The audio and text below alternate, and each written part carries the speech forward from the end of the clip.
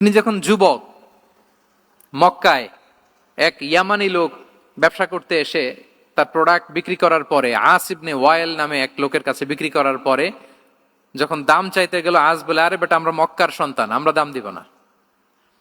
তো সে ভাবলো হয়তো আমার সাথে ঠাট্টা করেছে, হজের মৌসুম যাক, বেচাকেনা শেষ করে যাওয়ার পথে দামটা নিয়ে যাব। সে ফেরার দিন আবার গেল যে আমার তো জিনিসের দামটা আপনি দিলেন না। সে বলে, আমরা এই ভূখণ্ডের মালিক, আমরা দাম দেই না। এটা তো বড় জুলুম। সে কান্নাকাটি শুরু করলো। তার এই কান্নাকাটি দেখে আল্লাহ রাসূল সাল্লাল্লাহু আলাইহি ওয়াসাল্লাম, ওনার চাচা জুবাইর ইবনে আব্দুল মুত্তালিব সহ ইয়াং স্টার যারা আছে, দ্য ইয়ুথ অব মক্কা, তাদের সবাইকে নিয়ে একটা সোসাইটি করলেন। এই যে আমরা হালাফুল ফুদুলের নাম শুনি না, যেটা বাংলা আমরা কি বলি, হিলফুল ফুজুল। এই নামে তো অনেক সংগঠন আছে বাংলাদেশে, কি বলেন? যুবকরা কোনো সংগঠন করলে কমনলি এই নামটা পছন্দ করে, হিলফুল ফুজুল। আসলে এটার মূল নাম ছিল হালাফুল মুত্তাইয়িবিন। তিব মানে হচ্ছে রং। রাসূল সাল্লাল্লাহু আলাইহি ওয়াসাল্লাম সবাই মিলে, তখন জাহিলি যুগে একটা কালচার ছিল, বালতি ভর্তি রঙের ভেতরে হাত ঢুকিয়ে দিত, দিয়ে এই রং সমেত হাতটা তারা পাথরের মধ্যে লাগাতো, সবার হাত ওইখানে দিত। মানে আমরা হাতে হাত রেখে কমিটেড, আমরা ঐক্যবদ্ধ হলাম। সেখান থেকে হয়েছে হালাফুল মুত্তাইয়িবিন, থেকে হালাফুল ফুদুল। ওনারা বলল যে না, আমরা সবাই থাকবো মা আল মাজলুমি দিদ্দা যালিম, আমরা মজলুমের পক্ষে থাকবো, জালিমের বিপক্ষে থাকবো।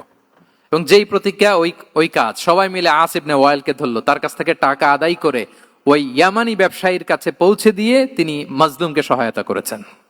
সুবহানাল্লাহ। এবং এই টেন্ডেন্সি, এই জুলুম, চাঁদাবাজি যেগুলো ছিল মক্কার জমিনে, রাসূল সাল্লাল্লাহু আলাইহি ওয়াসাল্লাম এই সোশ্যাল রিফর্মের মাধ্যমে এটাকে সংস্কার করেছেন। তাহলে এই যে রিফর্ম সেন্ট্রিক আমাদের হইতে হবে। আমাদের সমাজেও এখন চাঁদাবাজি আছে না নাই বলেন? খুন খারাপি আছে না নাই? সামাজিক অনাচার। তাহলে ঐক্যবদ্ধ হইতে হবে আমাদেরকে রিফর্মের জন্য।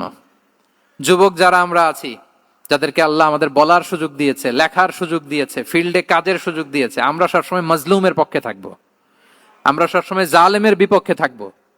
আমাদের নীরবতা আর আমাদের নিশ্চুপ থাকাই জালিমদেরকে আরো বড় বড় জালিম বানিয়েছে। এজন্য নাহনু মাআল মাজলুম দিদ্দা যালিম, এটা হচ্ছে আমাদের স্লোগান। আমরা কাদের সাথে? মজলুমের সাথে। আওয়াজ করে বলেন, কার সাথে? ইত্তাকু দাওয়াতাল মাজলুম। রাসূল সাল্লাল্লাহু আলাইহি ওয়াসাল্লাম বলেন, তোমরা মাজলুমের কান্নাকে ভয় করো, কেননা মাজলুমের কান্না আর আল্লাহর মাঝে কোনো ফারাক থাকে না, কোনো পর্দা থাকে না, বদদোয়া করলেই কবুল হয়ে যায়। তাহলে এভাবে রাসূলুল্লাহ সাল্লাল্লাহু আলাইহি ওয়া আলিহি ওয়াসাল্লাম তিনি সোশ্যাল রিফর্ম করেছেন।